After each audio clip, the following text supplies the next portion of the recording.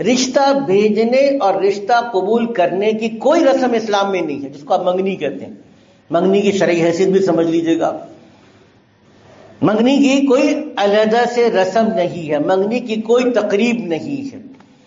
میں آپ نے پیغام بھیجا، انہوں نے قبول کر لیا، اب یہ بات طے ہو گئی، یہ آپس میں ایک دوسرے کے سمجھوتا ہو گیا کہ ہاں ہم اس بات پر تیار ہیں کہ ہم اپنے بچوں کا آپس میں نکاح کر دیں گے، یہ آپ کا آپس میں وعدہ ہو گیا۔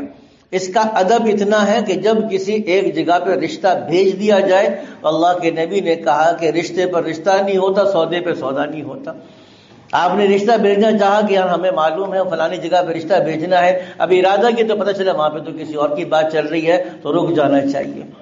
جیسے ہی پتا چلا کہ ہاں وہاں پہ بات چل رہی ہے تو اپنا بھی رشتہ بھیج دیا کہ نہیں نہیں آپ وہاں رشتہ نہ کریں، ہمارے پاس رشتہ کریں، یہ حرام ہے، ناجائز ہے، اللہ کے نبی نے منع فرما دیا۔ اگر دو خاندانوں کی آپس میں بات چل رہی ہے تو تیسرے کو درمیان میں رشتے کے اوپر رشتہ بھیجنا یہ ناجائز ہے۔ اچھا، رشتے کی شرعی حیثیت، منگنی کی شرعی حیثیت کیا ہے؟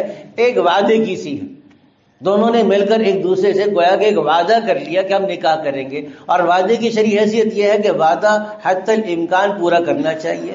اوفوا بالعہود قرآن حکیم کی آیت ہے، جب کسی سے کسی چیز کا وعدہ کرو تو اس کو پورا کرو، لیکن یہ وعدہ ہے، ابھی نکاح نہیں ہوا۔ اس سے ایک اور مسئلہ یہ معلوم ہو گیا کہ منگنی کے وقت میں جو لڑکا اور لڑکی آپس میں نامحرم ہیں، اس لیے منگنی کے بعد یا منگنی کے وقت یا منگنی سے پہلے ان لوگوں کا آپس میں ملنا، بات چیت کرنا، بے تکلفی کے ساتھ ایک دوسرے کو دیکھنا یا گھومنے پھرنے کے لیے جانا، یہ شرعاً ناجائز ہے۔